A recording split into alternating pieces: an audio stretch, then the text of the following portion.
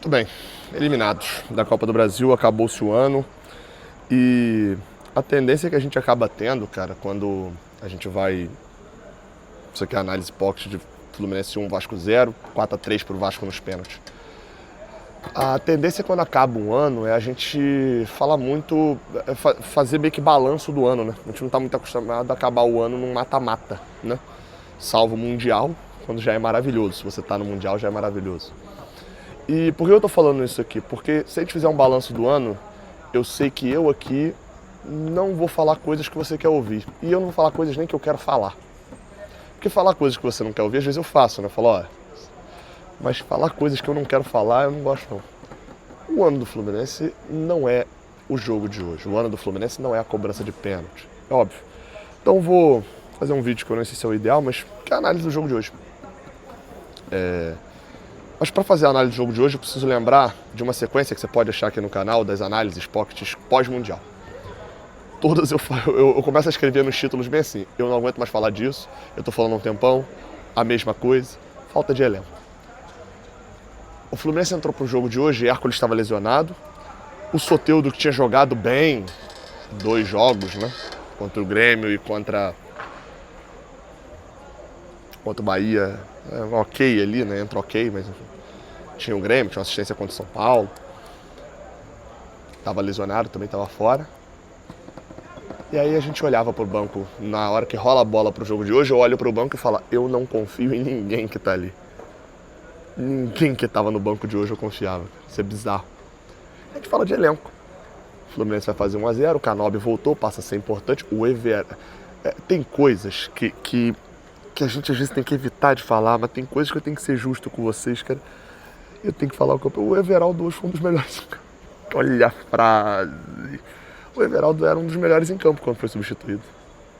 Com 1 minuto de jogo ele fez uma falta. Eu falei, ô Lessa, algo tá diferente. O Everaldo não tá se jogando, esbarra em alguém, cai e pede falta. Ele tá fazendo a falta, ele tá com engano. A finalização do gol é uma boa finalização. Antes disso ele fez inúmeros pivôs, participou de inúmeras jogadas, botou o companheiro na cara do gol. Seja com toque de primeira, seja com carregar a bola e fazer bom passe no meio. O Everaldo fez uma boa partida. E na hora do gol, pô, a finalização é muito boa. Uma troca de perna ali que a bola bate na trave e o Paulo Henrique faz uma pataquada bizarra, a bola saindo, se ele deixa passar, não tinha ninguém atrás dele. Dito isso, o Everaldo não pode ficar no Fluminense. Vou gravar um vídeo ainda sobre o mercado, né? Os jogadores têm que sair, isso é um outro ponto. Mas sendo honesto com o que eu tenho que falar aqui que é do jogo de hoje, a gente não foi eliminado por causa do Everaldo. A gente foi eliminado porque a gente tem um Everaldo. Esse é o ponto. A gente foi eliminado porque a gente tem um Everaldo. Essa é a grande diferença. Não foi eliminado porque... A gente não foi eliminado porque a gente tinha um Everaldo hoje. A gente foi eliminado porque a gente tem um centroavante que segue sem fazer um gol e dar uma assistência desde agosto. E se no início do ano a gente vende o Cauã Elias, eu não vou discutir aqui a venda do Cauã Elias e a gente contrata o Everaldo para substituir o Cauã Elias, o que a gente não pode falar de um no mata-mata quando eu olho para o banco e o substituto do Everaldo é o John Kennedy? Para começar que se eu sou o centroavante reserva, eu sou um garoto amado pela torcida e eu sou reserva de um centroavante que passa 4 meses, quase 5 meses sem fazer gol, entregar currículo, né? John Kennedy pode atualizar o currículo, atualizar o LinkedIn, sei lá, comprar aí a folha dirigida e fazer um concurso, porque é bizarra as atuações de John Kennedy. E eu bati muita tecla aqui nesse falando, gente, a partir dos 25 do segundo tempo o Everaldo cai de produção física.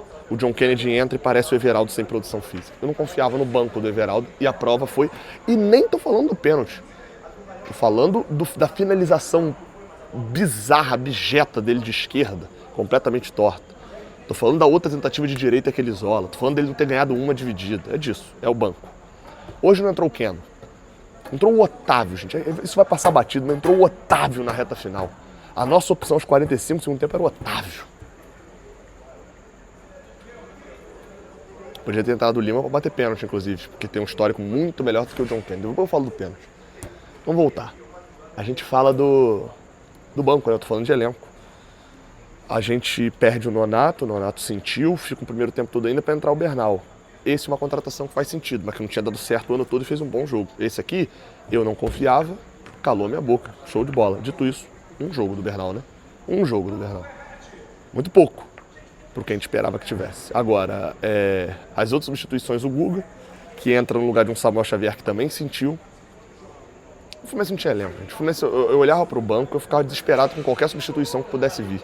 E um Ganso que segue sendo a nossa principal arma de criação, num jogo em que o Lúcio pouco apareceu, e por mérito do Vasco, o Vasco fez uma marcação muito forte em cima do Lúcio, que conseguiu destruir as jogadas quando a bola logo assim chegava no pé dele, às vezes antes de chegar. O Fluminense que teve dificuldade no início do jogo para poder... Eu acho que os dois times entraram no máximo de velocidade que tinham. Não acho que o Fluminense não foi intenso no início, acho que o Vasco foi ainda mais intenso que a gente. Mas ainda assim, você pega o jogo como um todo, vai ter muita chance para os dois lados. O Serna era para ter feito mais gols do que fez, e ele fez muitos, foi muito importante. Mas era para ter feito mais gols do que fez. O Serna perde outro gol cara a cara, de novo, gente, ele perdeu um na ida e um na volta. Dá para normalizar isso não. E se não é o Fábio, que eu acho que é quem passa batidaço disso tudo, se não é o Fábio, a gente não ia para os pênaltis. A jogada do Andrés Gomes, inclusive, que ele passa pelo próprio Nonato e bate no ângulo, o Fábio faz uma defesa das maiores do Brasil. A falta cobrada pelo Ryan, que vai no ângulo, o Fábio faz uma defesa sensacional. O cruzamento com a bola na área gera uma cabeçada, eu não lembro agora se era do Verratti ou do Ryan, que vai no cantinho, quando o Wilton Pereira Sampaio atrapalha o Martinelli, que é árbitro merda, árbitro horroroso. O Fábio faz um milagre. E nos pênaltis resolveu ainda também a situação. É bizarro. O Fábio, gente, eu não canso de elogiar o Fábio. O Fábio assim, merece qualquer elogio que você faça pro Fábio, não vai ser suficiente. Seja você torcedor do Cruzeiro ou do Fluminense. Enfim, é um absurdo. O Thiago Silva salvou 2 finalizações. O Thiago Silva ainda poupou o Fábio de fazer mais 2 milagres.